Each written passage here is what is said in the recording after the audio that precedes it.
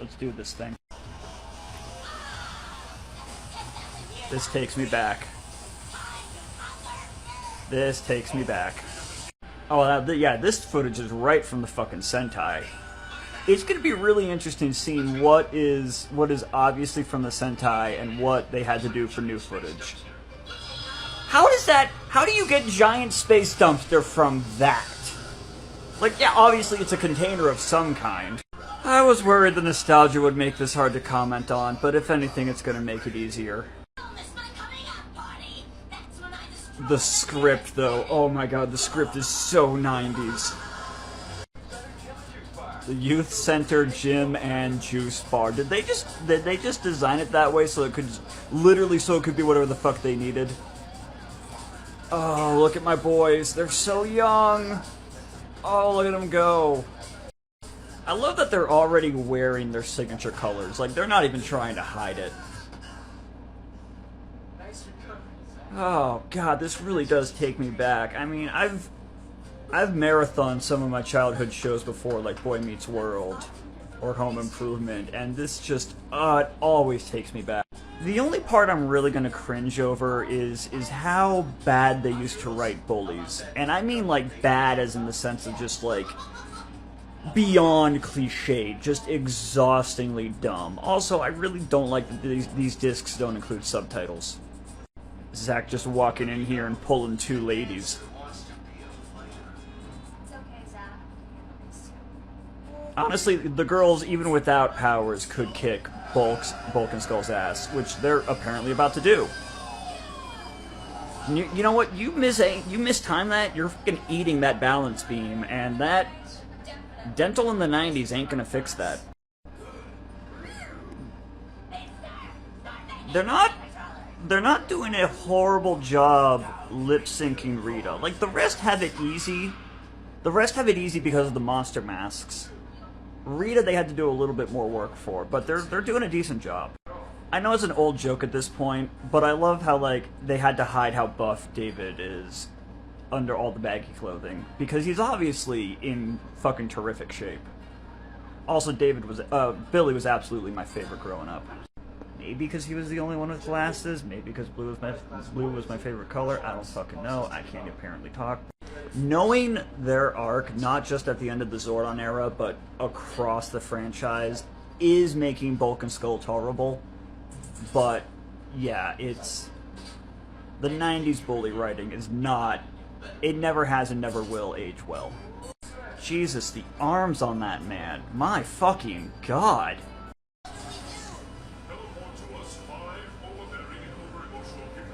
Not just over-emotional, but the fact that he specifies overbearing is what really sells the whole shtick. Also, I will say this, the command center is a better home base than what Zyuranger had. Zyuranger had a fucking cave. God, I used to want to have my room look like the command center. I still want to have my room look like the command center. That shit is sick! See, Billy gets it. That's why he's the smart one. Oh shit, it's all in his color scheme too. No wonder he likes it so much. You know, now that I look at Alpha, like looking at him as an adult, because he annoyed me as a kid, he's got a really good costume. It's a really simple set of pieces. The helmet would be a bitch to wear all day at a Comic-Con, but the rest of it looks great.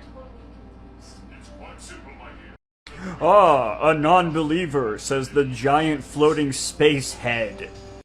Like, you know what, I will say that, like, Zach, how do you not believe it? You just got teleported there.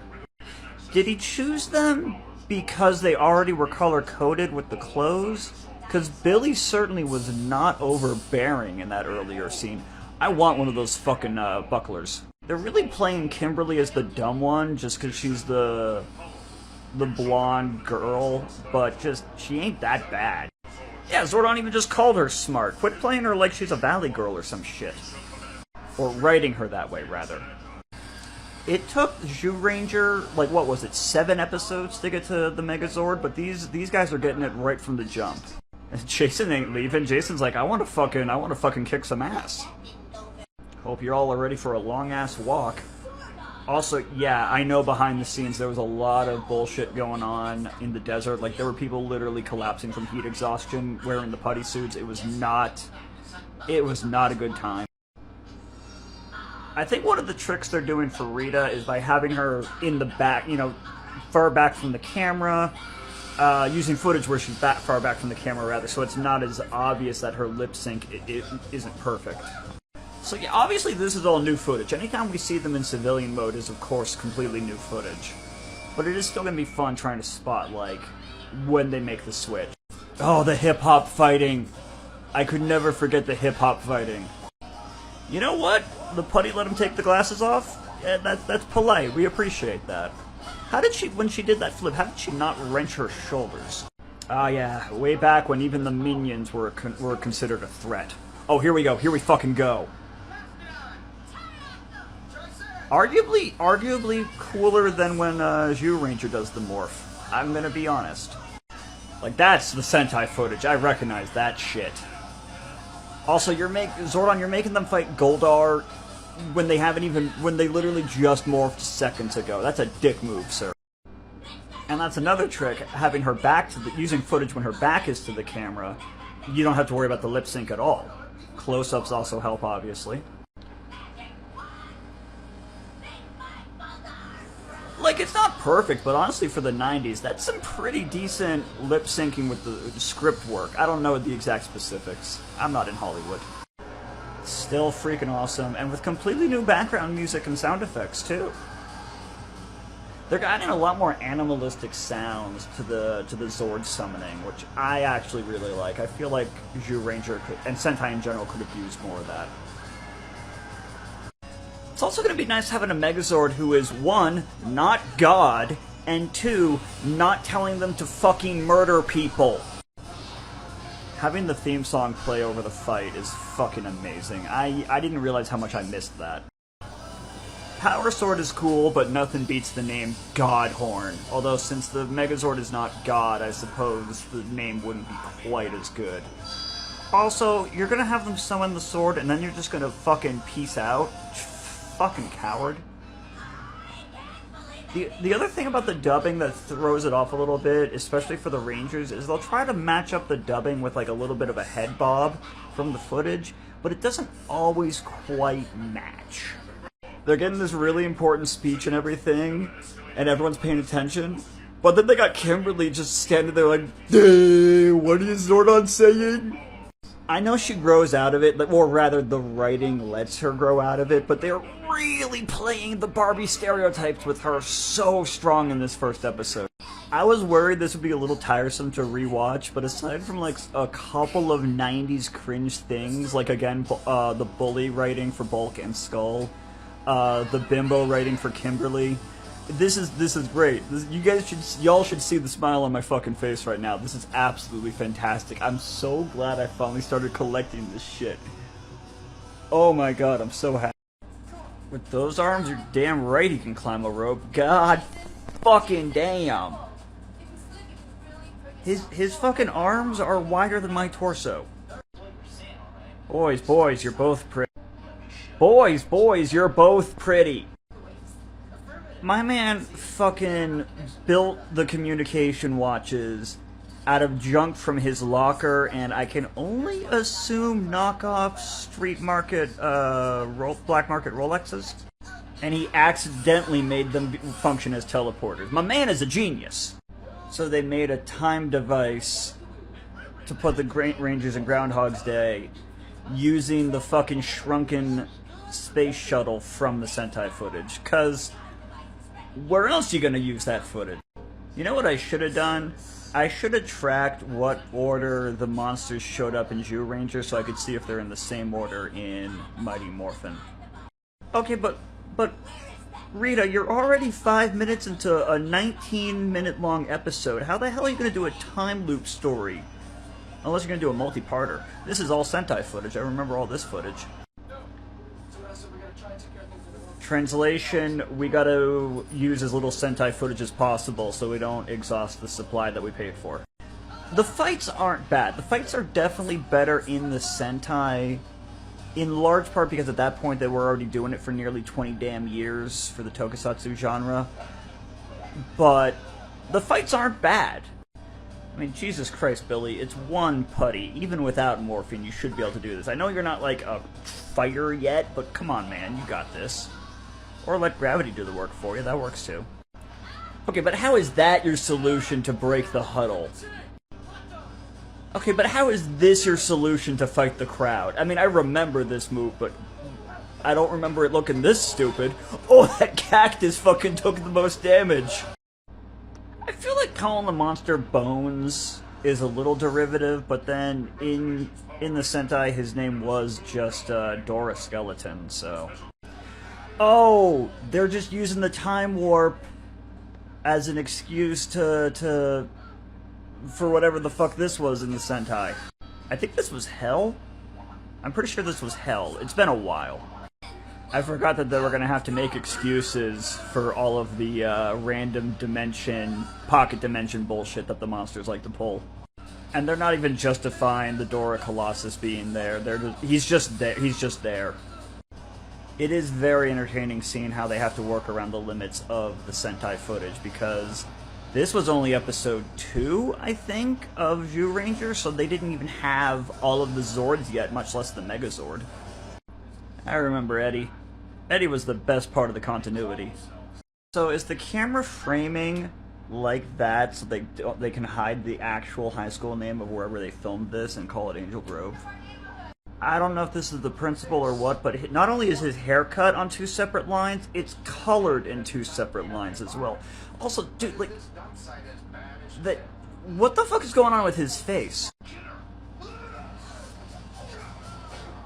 Oh no, bros can't hug. That's gay! Fucking 90s. I don't remember Bandora having a telescope view so often. Do you think they just took that little reticule and put it on top of Sentai footage? I think that's what they did. Or maybe just like aerial footage if they made new footage for it. Where in the hell did they film this? Because all things considered, this is a pretty impressive, set. That's the word I was looking for. Film set. God, I am sleepy. I like the little pottery clinking noises they make whenever they hit the putties. No matter like what it is, like that's just the sound effect that they put every time. Oh, I remember this boy. He was my stompy boy. You can't call it the toughest situation they've faced on episode 3. That's kind of a fucking given, Tube Boy. So another thing I've noticed is that the Sentai episodes tended to be around 25-ish minutes, but Ranger episodes are barely 20 minutes. So obviously different handling of things like commercial breaks, but it's also meaning that the episodes are just flying by. Oh, it's the stomps! I remember the stomps. And then when you factor in all the repeating footage, like when they do the morph with the colored lightning, when they summon the Zords, because obviously that always eats up a lot of time. Yeah, I wonder, that'd be an interesting project, is just distill down all of the actual plot stuff of a given episode without even taking out the Sentai footage, just the plot, leaving everything that's plot related, Sentai and original footage, and you'd have very quick episodes. And again, just like last episode, this episode of the Sentai happened well before they got the Megazord, so of course that's why they're fighting all independently right now. I'm trying not to put in too much of the footage from the Sentai when I react to the Power Rangers, because I want to react to Power Rangers, and I've already reacted to this Sentai footage. It is still fucking awesome to see. I forgot how common laser horns were this season. And I know the amount of Sentai footage they use becomes much less. Hell, even within Mighty Morphin, never mind later fucking seasons of Power Rangers. But it is definitely making these first few episodes just fly the fuck by. Okay, this is fucking awesome. I love the weapons. But come on, the Sentai team had to go on a fucking multi-episode quest for their shit. Like, at least have the team... You just handed them the action figure accessories. God, that axe is sick, though. And these are definitely different than the Sentai versions of the props for the weapons, obviously. So that's going to be hilarious when they fucking switch to the Sentai footage and the weapons are obviously different. Yeah, that's obviously a different... Okay, those are the same ones. So, oh, I see what's happening. So they... Yeah, those are definitely different. This is just ridiculous. This is just so fucking funny that they had to swap the props like that. Because those are definitely different than the Sentai props. I can't believe those are the same fucking props that the Sentai had. That one is. That's the fucking original prop. But yeah, those ones, if these ones are the same, then the ones that were handed to them in the command center are definitely different props. From the Sentai, that is, specifically. Yeah, these are obviously the Sentai ones, because this is the Sentai weapon sequence. I'm going to nitpick the shit out of this until I have a solid answer. But God, I love me a giant fuck you cannon. I will never get sick of a fuck you cannon, even if I'm nitpicking the props. I liked it better in the Sentai when they had the family vibe, and not the incompetent Fucklechucks vibe that they have now. Okay, I know Jason is buff. Like, I've even pointed out that his arms are ridiculous. He's not doing 1,000 reps with that much weight on the fucking bar.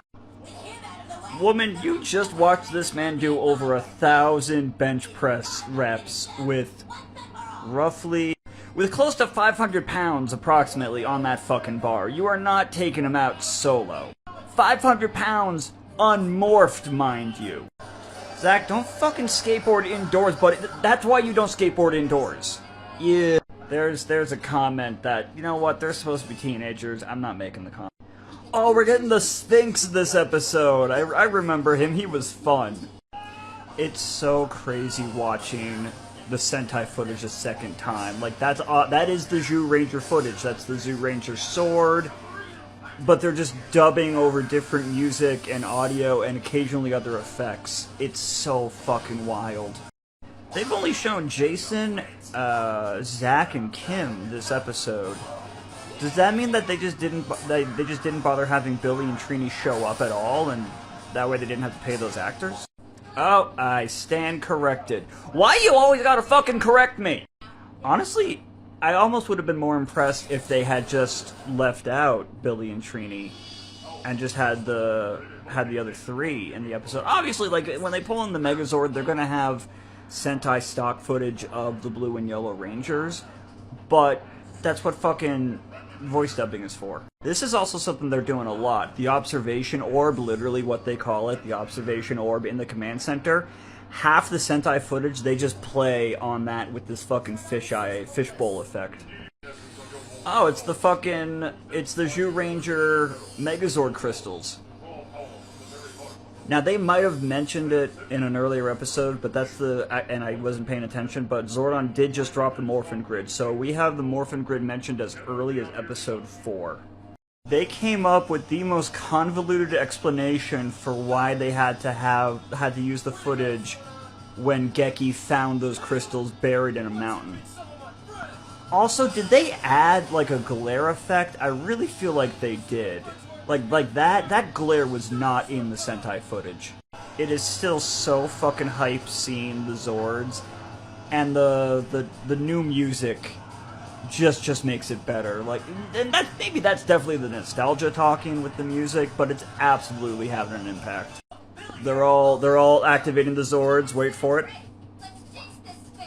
I fucking love that. That was completely unnecessary, but Kim, I love you. I'm still calling bullshit. You are not benching. Okay, I might have slightly miscounted earlier. I thought those were full-size 45-pound plates on each end, but hang on. Okay, the average bench press bar is about 45 pounds. Looks like he's got about 225s there, so that's another 100, because obviously you got to balance it. And some other small plates, probably around 200, 250. Total, you're still not fucking doing 1,000 reps of that. I don't care if you're a fucking Power Ranger. I don't care if your arms are the size of my goddamn torso. You're not fucking doing that. Also, buddy, that is not a happy face. I know it's like the community youth center, But why the fuck are teenagers running the fitness classes? Like, we got Jason running the martial art, like, teaching martial arts classes. We got Kim teaching calisthenics? Fucking, oh god, what was it they called it? The fucking rhythmic gymnastics workout classes they had that were popular in the 90s. And doing a bad job of it considering her back is turned while Billy is literally just GTAing up the fucking place. Yeah, Kim, maybe pay attention to the class you're teaching. That is not... Alright, he's smart, he's gentle, and he's buff as hell under the overalls. Like, he's gonna have no issues meeting girls, except for the fact that David was gay, so... yeah. And yes, I am fully aware of how much flack he caught for being gay, and it is completely ridiculous and unfair. Jazzercise. It was called Jazzercise. Seriously, like, they are not hiding how fucking ripped he is under those baggy clothes. Hey, we have a manufactured conflict. Okay, this is actually really nice. Like, we're on episode 5 and we're getting fucking representation in a fucking 90s show. I mean, granted, like, it was kind of always, like, token. Like, I remember there was an episode of the Little Mermaid TV show with a deaf mermaid, but, like, those are actual signs, too. I know a little bit of sign language. Not much, because I suck with languages. But I'm better with sign language than I am with Japanese. I love the cheat trick they have of just having Rita's back turned so they can have her say whatever they need her to. And then when she's facing the screen, they just let the actors scream. That's fucking great. Alright, manufactured conflict resolved. The girl is actually apologizing. We're good, we're good. Episode's already over. We're 3 minutes in. Episode's over. Dance off, bro. Me and you. Zach's gonna win. Like, just not even a contest.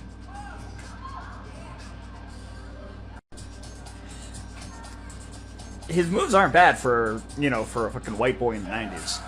And yes, I am always going to emphasize that it's the 90s. It's absolutely a factor at play here. Holy shit, buddy! What was that, like fucking 4 spins? I do like that the bullying backfires immediately for them. I don't like how often it's a fat joke, though. Zach, buddy, you already won the dance-off. You don't got a style on. Holy shit, my dude! She's been complaining about teenagers and their music all episode, but they haven't actually been playing any music. Of course, the deaf girl is immune to the Pied Piper effect. They're definitely adding like a lot of lens flare and shit on like that's completely unnecessary glare. I don't know why that they have.